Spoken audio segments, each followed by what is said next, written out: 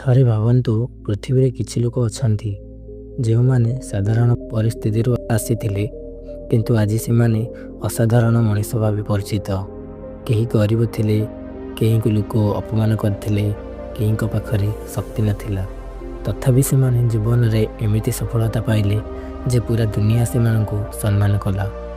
କିନ୍ତୁ ପ୍ରଶ୍ନ ହେଉଛି, ସେମାନେ ଅଲଗା କେମିତି ହେଲେ? କ'ଣ ସେମିତି ଗୁପ୍ତ ନୀତି କିଛି ଅଛି ଯାହା ସାଧାରଣ ମଣିଷକୁ ଅସାଧାରଣ କରିପାରେ? ଏହାର ଉତ୍ତର ଦେଇଥିଲେ ଭାରତର ସବୁଠୁ ବଡ଼ ରଣନୀତିଜ୍ଞ, ମହାନ ଆଚାର୍ଯ୍ୟ ଚାଣକ୍ୟ। ଚାଣକ୍ୟ କହିଥିଲେ, ସଫଳତା ଭାଗ୍ୟରେ ନୁହେଁ, ନୀତିରେ ଲୁଚିଥାଏ। ତେଣୁ କାହାଣୀର ଶେଷ ପର୍ଯ୍ୟନ୍ତ ଦେଖନ୍ତୁ, କାରଣ ସେହି ଶେଷ ଦିନଟି ସବୁଠୁ ଶକ୍ତିଶାଳୀ। ନମସ୍କାର, ମୁଁ ଶ୍ରୀକାନ୍ତ ସ୍ୱାଗତ କରୁଛି ଆପଣଙ୍କୁ ଆଉ ଏକ ନୂଆ ଇଣ୍ଟରେଷ୍ଟିଂ ମୋଟିଭେସନ୍ ଭିଡ଼ିଓ ସହ। ପ୍ରଥମ ନୀତି ହେଉଛି ଗୁପ୍ତ ଯୋଜନାର ଶକ୍ତି। ଚାଣକ୍ୟ କହିଥିଲେ, ନିଜ ଯୋଜନା କାହାକୁ କେବେ କୁହନ୍ତୁ ନାହିଁ, ତାହାକୁ ଗୁପ୍ତ ରଖ ଓ କାମରେ କର।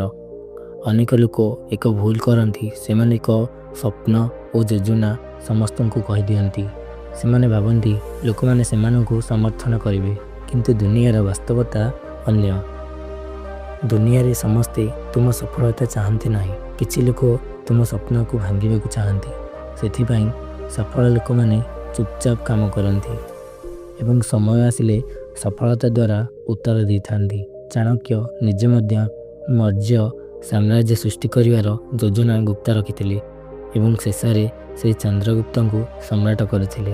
ଦ୍ୱିତୀୟ ନୀତି ହେଉଛି ସମୟର ଶକ୍ତି।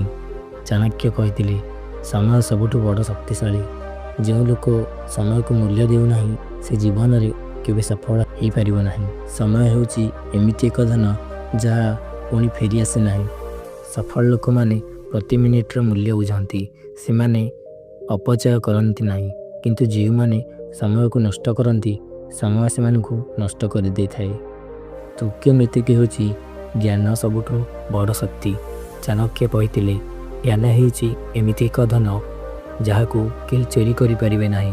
ଧନ ହାରିଯାଇପାରେ, ଶକ୍ତି ହାରିଯାଇପାରେ, କିନ୍ତୁ ଜ୍ଞାନ ଯଦି ତୁମ ପାଖରେ ଅଛି, ପୁଣି ସବୁକିଛି ଜିତି ପାରିବ।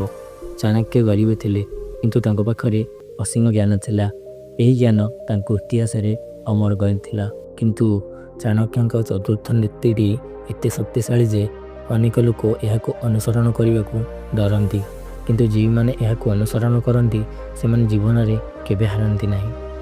ଚତୁର୍ଥ ନୀତିଟି ହେଉଛି କଠିନ ପରିଶ୍ରମ।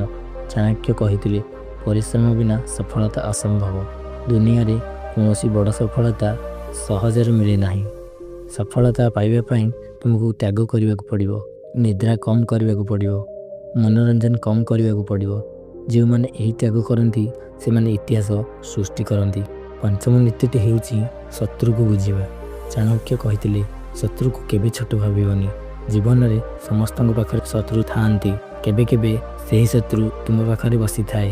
ସେଥିପାଇଁ ବୁଦ୍ଧିମାନ ଲୋକମାନେ ପ୍ରଥମେ ଶତ୍ରୁକୁ ବୁଝନ୍ତି ଏବଂ ତାପରେ ଯୁଦ୍ଧ କରନ୍ତି।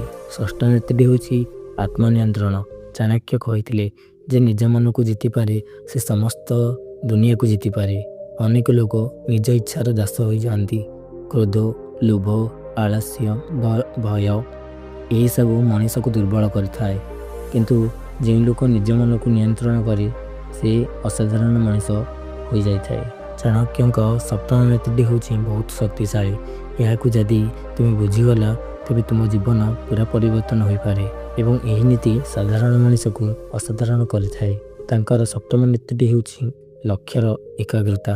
ଚାଣକ୍ୟ କହିଥିଲେ, ଯେ ପର୍ଯ୍ୟନ୍ତ ଲକ୍ଷ୍ୟ ମିଳିନାହିଁ ସେ ପର୍ଯ୍ୟନ୍ତ ରୁହନି। ଅନେକ ଲୋକ ଜୀବନରେ ଆରମ୍ଭ କରନ୍ତି କିନ୍ତୁ ମଝିରେ ହାର ମାନିଯାଆନ୍ତି।